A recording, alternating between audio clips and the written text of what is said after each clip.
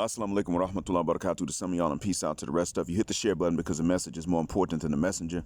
So let me get right to this because of time constraints. Listen, I'm not sure if, today and this time I'm recording, maybe the last time I actually have time to do so before I start getting busy with these courses. And I already got other things, people tugging on me in other directions. It's like they know I'm about to start this course.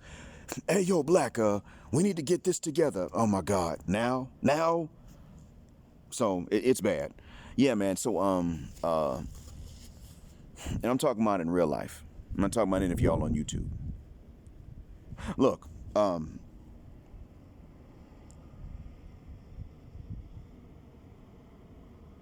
before anybody starts coming to me, because I've seen some people write comments like this to each other, not so much aimed at me yet, except for one person. I'm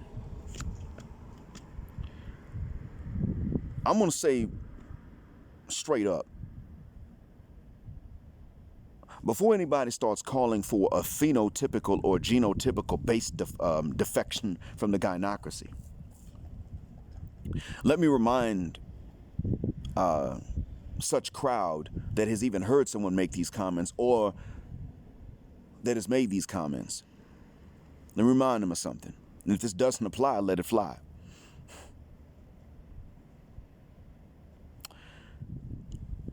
There's not going to be a cutoff point genotypically or phenotypically by which to defect. It's not going to work. For one, genotype and phenotype are different. They're related, but they're different. Your phenotype can't come from beyond your genotype, that's true. But your genotype can include things that and will include things that are not in your phenotype. Phenotype doesn't only mean what you conceive, but it can also mean afflictions, diseases, or immunities for that matter. You can have a predilection for a particular disease in your genotype, but you can also have the corresponding allele from the other parent that makes you immune. And as long as the immunity is dominant over the predilection, then your body remains unaffected. But you could pass on the predilection for the disease because you inherited both. Just as an example. We're not experts in genetics. I'm not. I've read up on it, but I'm not an expert in it. There are those who know more than I do. How are we going to then turn around and try to use genotypical and phenotypical criteria by which to determine a defection? It's really going to be about more of a mindset, to be honest, and this needs to be understood. If somebody says that they're different from you, but they don't have any, they mean you no harm, then don't focus on them. Now, there is somebody that has said such and then turned around and said differently. And I got the receipts on it. So I'm talking about those who really don't show any predilection to harm. They just say you're different. I'm talking about those folks. Don't focus on them in terms of your hostility or where you're going to defend yourself. Of course, you can keep an eye on anybody you don't know, but when you're talking about really defending yourself and the evidence is that they're not a threat, don't focus on them. Stupidity makes unnecessary enemies. And one thing I want to point out is that whether you're talking golden sphere, manosphere, any other sphere that pops up later on with the goal of defecting from this hyenocracy, mindset will still take precedence over everything else. A lack of awareness is innocent.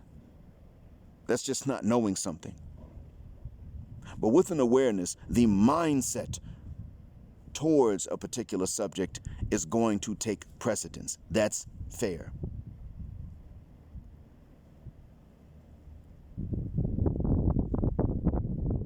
Do not come to me and tell me to start treating or mistreating anybody a particular way based on the phenotype. I don't care which sphere you come from or which gender you are when you tell me such. If you tell me to separate from or distrust somebody based on a phenotype itself or a genotype, fit the guck out my face with that sure bit. I'm here for justice. This is why it is that I can be what you might call pro-black when it comes to the context of the conflict between white and black. Now, where there is no conflict, and there are interactions that don't have any such conflict, but where there is no conflict, I would say don't start it. I'll be against whoever does start such. But where there has been conflict, I look at who started it. That's what's fair. Categorically, it was not us that started this conflict with Massa. If you don't have experience with such conflict, I don't expect you to jump in and talk about it. You got a reason not to. And shout out to one content creator who explained that she would never deny that it exists. She just simply said that that's not her area of expertise. That's why she ain't talk about it. And that's fair. That's all I heard. So if she said anything unfair after that, don't blame me. I wasn't aware. But what I heard was that, and that's fair. But as for me, because I do know about it, well, yeah, I should say something about it. I also have experience with black folks' conflicts with each other. And what I found is that they're usually based on any and everything, period. Genotype or phenotype. And phenotype goes beyond just how Bantu you look as well. Phenotype also goes into things like the size of your ears. Do you have a cleft chin or a single chin? I should say a smooth chin. It goes into things like that too. And we make fun, really kids will do this in general, but black folks will make fun of anyone for any reason. And this is not just something that goes on in America either. In Jamaica, in Trinidad, in Martinique, in Dominica, in Somalia. It doesn't seem to be the case so much in Ethiopia, to be honest with you. Not so sure about Sudan, I know, in Liberia, and don't get me started on Nigeria, especially the South. Yeah, black folks, they just love to look, in South Africa, love to make a lot of jokes about each other.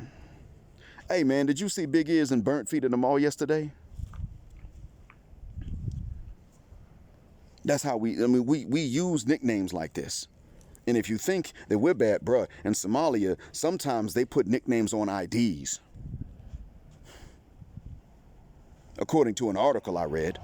If it's not true, feel free to correct me, but I'm not making it up. I read an article about this, written by a foreigner that worked there and had an ID issued, and since he had a head full of gray hair, his ID's nickname had Tim O'Ad on it, which means white hair. And don't get me stuff. I know some ladies have the name Futowen, big behind. It actually Futo means the A word. Some folks have these as nicknames. So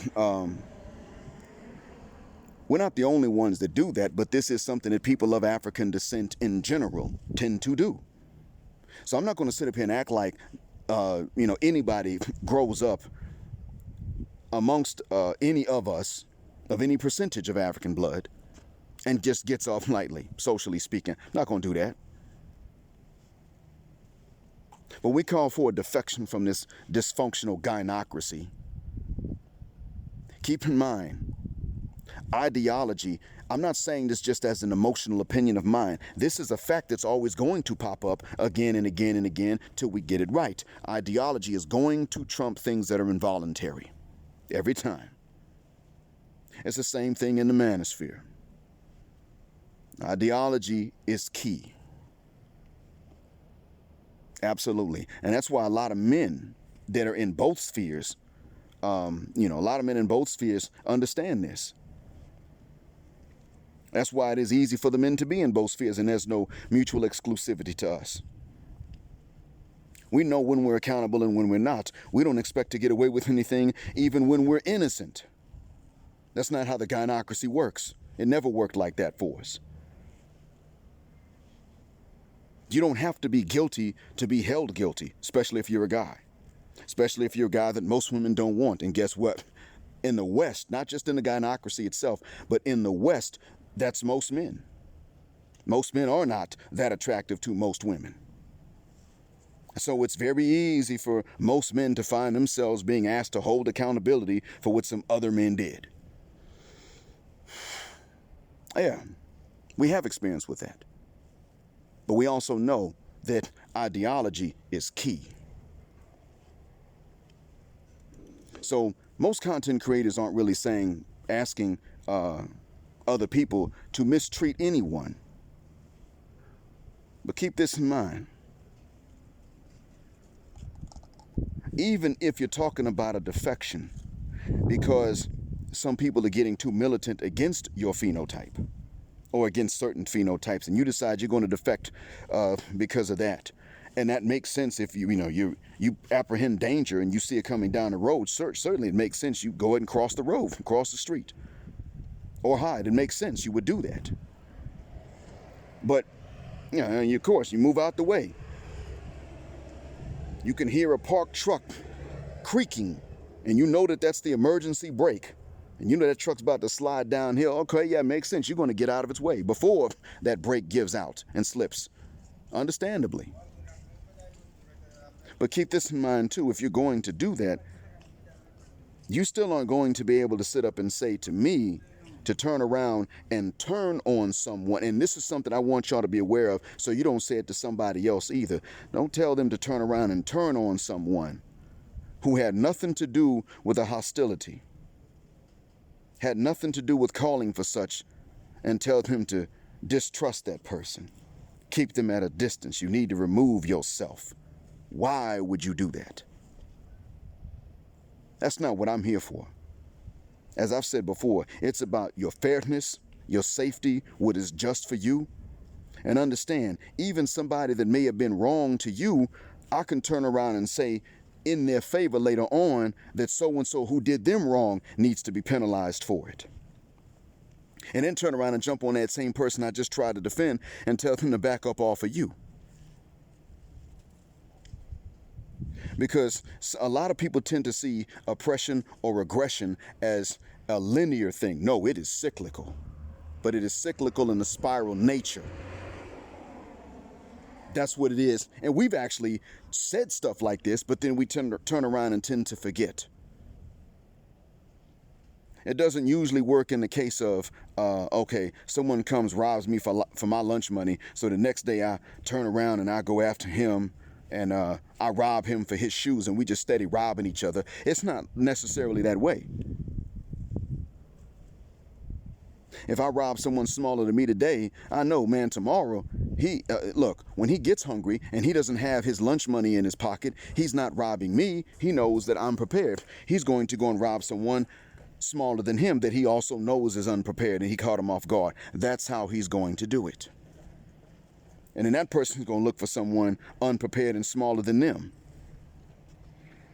So what's the best thing for me to do? Not go rob somebody. You see where I'm going with this? And that's why I can turn around and say to one, bro, back up off of him. And then turn around to the one that robbed the robber I just caught and say, yeah, go hand him back everything you just took from him. And as a matter of fact, take some other stuff out before I crack this brick on your head.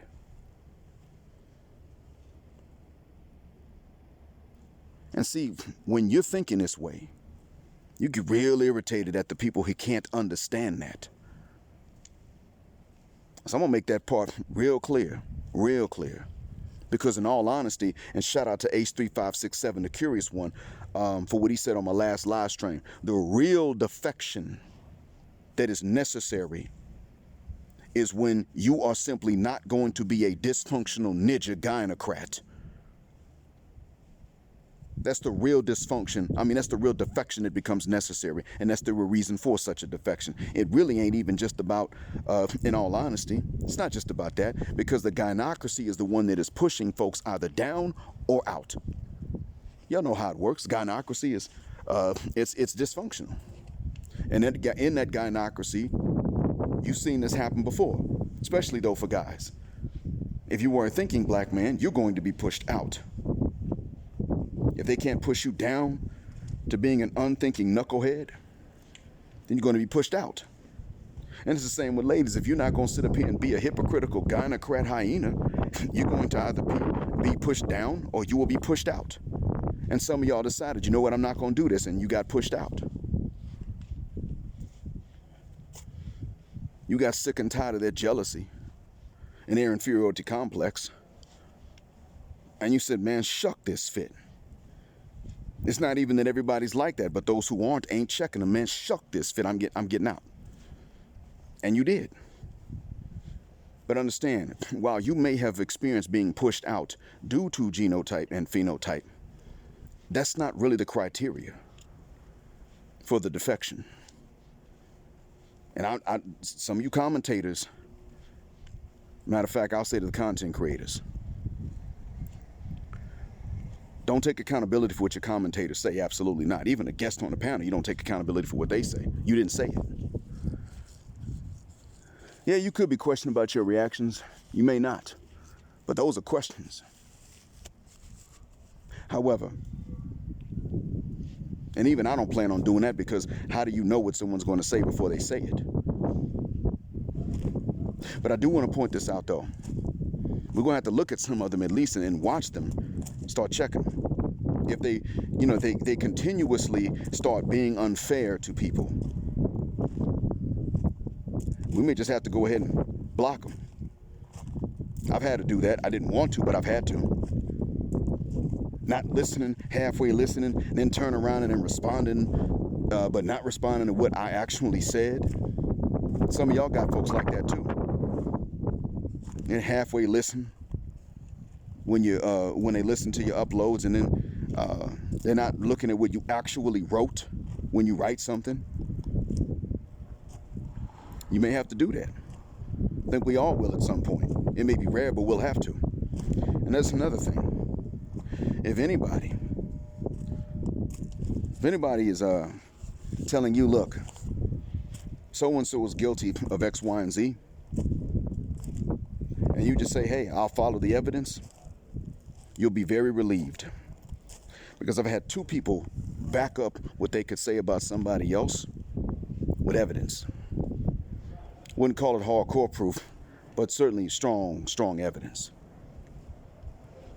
And I want to thank those two. They know who they are. One man, one woman, they know who they are. That's when you start learning stuff. And this is going to be good for all of us. Just start asking people what evidence they got. Now, if you know something about somebody but you don't have evidence, it's okay to say, well, I'm going to be careful, but I can't prove to you what I know. So you know what? If you want to advise a friend of yours, someone you cool with, about someone that's operating closely to them, then you simply say, hey, yo, check this out. I don't have evidence of what I know something, but I don't have evidence. So here's what you do. Watch everybody. Watch all of us closely. Even me. When I get evidence of what it is that I know about being dangerous to you, I'll send you that. But in the meantime, just go ahead and watch everybody. Keep an eye out for all of us. And in that way, you will have been fair.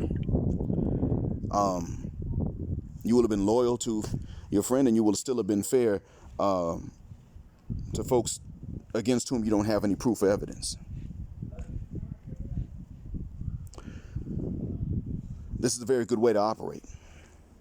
It's a high standard of justice and fairness.